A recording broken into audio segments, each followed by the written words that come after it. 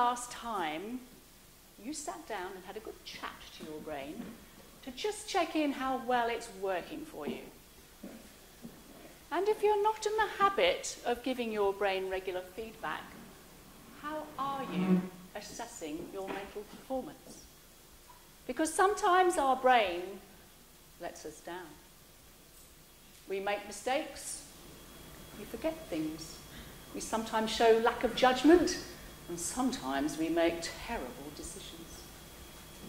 And sometimes it's the big things that let us down, but have you noticed sometimes it's those little things, the fine print, the details that can really derail us? I was on my way to a 3-day conference, interstate. And because I was going to be away for more than a couple of nights, I thought, aha, I shall save some time and money and go over on the red-eye horror. What was I thinking? But I get to the airport and I'm all ready to check in. I go up to one of those automatic machines with my booking voucher and I start coding in the reference number. And this error message flashes up on the screen saying, booking not recognised. So I'm thinking, made a mistake. So I code it in again, a bit more slowly. Same error message comes up, and I'm thinking, well, there's clearly something wrong with this machine. It's a bit malfunctioning tonight. But that's okay, I'm going to give it one last chance. So very slowly and carefully, I punch in the reference code, and the same error message comes up. So clearly, it's time to find a real, live human being who can sort out my predicament. But it's the wee hours of the morning. And there aren't many people about, but eventually I do find someone who very helpfully passes me to someone else, who passes me to someone else, who passes me to the help desk. And I find myself standing in front of this rather disinterested young man who clearly does not share my sense of urgency and frustration with the whole situation. He leans over the bench and glances down at my booking reference and jabs at it with a long bony finger before saying, "You've missed your flight. It were last night." Oops. But how often do we make plans, book appointments, arrange meetings, and things don't always go to plan? Not only did I miss the entire first day of that conference, by the time I got there, my poor brain was so tired and frazzled, I didn't take in much of day 2 either. Our brains need attention because we now live in this fast-paced and rapidly changing world. And things are moving on very fast for us. And have you noticed that whoever you speak to today, the story is always the same? We are always so frightfully busy. And this busyness is alluring because, hey, if we're busy, then at least we're getting stuff done. But sometimes when we have this perpetual busyness, it can become seductive and slightly addictive, and we find it quite difficult to stop being so busy. And not only that, we suffer from this increasing amount of time poverty. We always have this sensation we've got too little time and too much to do. It makes us feel as if we are a giant accordion, always being squeezed by this relentless amount of work we've got to do in an ever-decreasing amount of time and air available to us until we think we're just about to reach that critical moment when we take a deep breath in again and we realise that we've survived that particular episode, only to realise that, it's going to happen all over again. And it's a bit funny that it's happening at this time because we have this wealth of new technology available to us. We have never had this level of accessibility to information before. We've never had this level of connectivity to other people around the planet before. But is it that this very technology itself is causing an impairment to our thinking skills? Some people now say that the environment in which we live is a hyperkinetic environment, and that we need to pause and reflect on how to best manage our thinking skills. A couple of years ago, a new neurological phenomenon was described. Now, doctors are sometimes criticised for over-medicalising the conditions in which we find ourselves, but this one seemed to be particularly pertinent to so many of us in today's society. It's called ADT, Attention Deficit Trait. And it has a lot of remarkable similarities to another well-known condition called ADD, Attention Deficit Disorder, a condition often picked up in childhood where somebody is found to be distractible, impulsive, finds it difficult to concentrate or focus or get work done. They might be a bit impatient, a bit frustrated, a bit stressed. Does this sound familiar to anybody? Yes. Ed Hallowell is a psychiatrist who has worked extensively in this area, and he reminds us that ADT, this new phenomenon, is entirely man-made. It is a consequence of our environment, which is actually very good news, because who is in control of our environment? We are. If only we would pause for long enough to reflect on what matters to our brain to help us think more effectively. We already have the answers. It's not that we don't know. It's just that there's this roaring chasm between what we know and what we do. We know we need enough sleep, to eat well, to exercise enough, to manage our stress and to communicate effectively with people. But unless we take the time to implement these things, that we're shortchanging ourselves. It's not rocket science, but we have got the brain science to show us that this is actually what matters. This is what makes the biggest difference to help us gain what's called brain fitness, to develop our brain's true capability and lift our mental performance. Not only that, there are 3 other areas that if we pay attention to, we can elevate our mental performance. The first of these is to regain focused attention. Now, our attention has been a bit woeful for ages. I mean, it's always only been about 10 to 12 minutes. But in many instances, our attention span is being gradually whittled, shorter and shorter and shorter. Our attention is actually a very complex neurological process, because it's not just about paying attention to what you've got in front of you. You've got to actively, at the same time, inhibit all those other distractions in your environment that are trying to pull you away from your attention.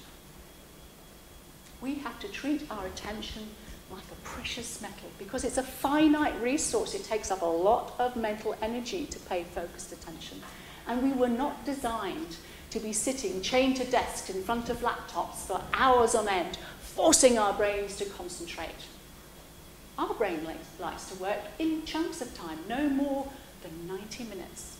And then we have permission to take a break. We know too that attention can be treated like a muscle. We can strengthen our attention skills just by simply exercising it on a regular basis. And in this process, we elevate and develop what's known as our attentional intelligence. The second area we need to attend to is to manage these very naughty distractions. They've been getting away with far too much for far too long. They need to be put back in their box and told who's boss. And there are 2 main villains, and we recognise who they are, and we know their accomplices as well.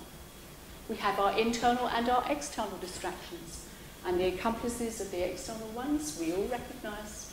They are emails, our text messages, our phone calls, and our meetings. And the biggest distractor of them all, the master of distraction, it's ourselves. Have you noticed you're just getting into a piece of work, you're just getting into it, and then, ping, in floats that little thought, I wonder if I took the chicken out to defrost for tea tonight. Or, ping, I must remember to post mother-in-law's birthday card. Or, ping, little Johnny wasn't feeling very well last week, so I'm going to give him a call and see how he's travelling. We are so good at distracting ourselves. Of all the time we spent being distracted, 47% of that, we are interrupting ourselves. If we can learn how to corral some of our intrusive thoughts, then we might have a chance at getting on with the things that matter to us. And as for those naughty external distractions, there was a time when we looked forward to the postman coming once a day to deliver the mail. But of course now our mail arrives every 3 to 4 minutes. And because we are curious creatures, we like to have a little peek, see what's inside, because it might be something new and exciting and it's only going to take a minute. And that's fine if you've only got half a dozen emails. But you know and I know that sometimes you can have 100, 200 emails. No wonder all our time seems to be floating away. And of course, there's another naughty little distraction as well. It's the tap on the door or the tap on the shoulder. Have you got a moment? That moment, that 2.8 second interruption can cost you up to 26 minutes of your productive thinking time before you get back on track and you're thinking, now where was I? We can lose up to 2 hours of our productive time every day simply by being distracted. And the third area we need to attend to is the breathing space that our brain requires. Our brain needs breathing space because that's the time it uses to strengthen our synaptic connections that it forms when we learn new material. We do not learn anything that we haven't paid attention to. But when we've learned all this material, the brain needs to pause and reflect, to compare and contrast, to pull out all those salient points that it wants to store for long-term memory. Our brain needs breathing space, of course, for our greatest innovation and creativity. We don't reach our greatest insights when we are more focused. We tend to have our greatest insight, the ability to solve problems that have been bothering us, when we are disengaged, doing something else. We could be sitting in an orchard, watching an apple fall, like Newton, or we could be running a bath, like Archimedes. But our greatest insights come when we are often in our quiet space. Where is your quiet space? Where do you go for peace and quiet and solitude and deepest thinking? And if you haven't been there for a while, perhaps it's time to plan another visit. We can achieve all these things and more simply by becoming more mindful. Mindfulness has been around for thousands of years. It keeps us in the present moment. But the neuroscience has shown us what's actually going on inside our heads when we become more mindful. It allows us to really hone our attention skills. It enables us to manage our distractions because we notice our future plans and our worries, but we don't have to buy into them. People who practice mindfulness will tell you they have that clarity of thought. Not only that, they get their work done more efficiently, more productively, in a shorter amount of time, and with fewer mistakes. People who practice mindfulness will say they find it easier to learn new material, to find it easier to recall the information when they need it. They make better decisions, they show better judgment, and they enjoy a better sense of well-being. Sarah Lazar and others have shown using neuroimaging what actually happens in the physiological change in our brain when we practice mindfulness. She took a group of people and in 8 weeks, they hadn't meditated before, they showed a thicker layer of grey matter in their frontal lobes and in the area of their brain associated with learning and memory. What difference would it make to you if you could start to re-pull some strands of time? What more could you achieve in that time frame? In just a simple technique that only takes 10, 15, 20 minutes of your day every day to make a significant difference in how well your brain functions. We are truly ancient beings.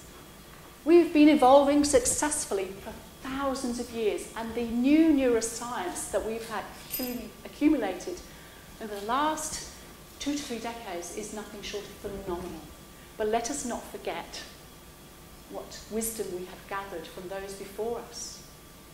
It was Leonardo da Vinci who spoke these words. Every now and then, go away, have a little relaxation, for when you come back to your work, your judgment will be surer.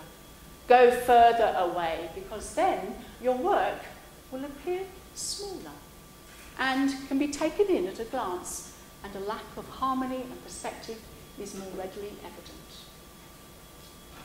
By giving our brains the attention they deserve, we provide our brains the advantage it needs to know how to keep up and manage in our rapidly changing world.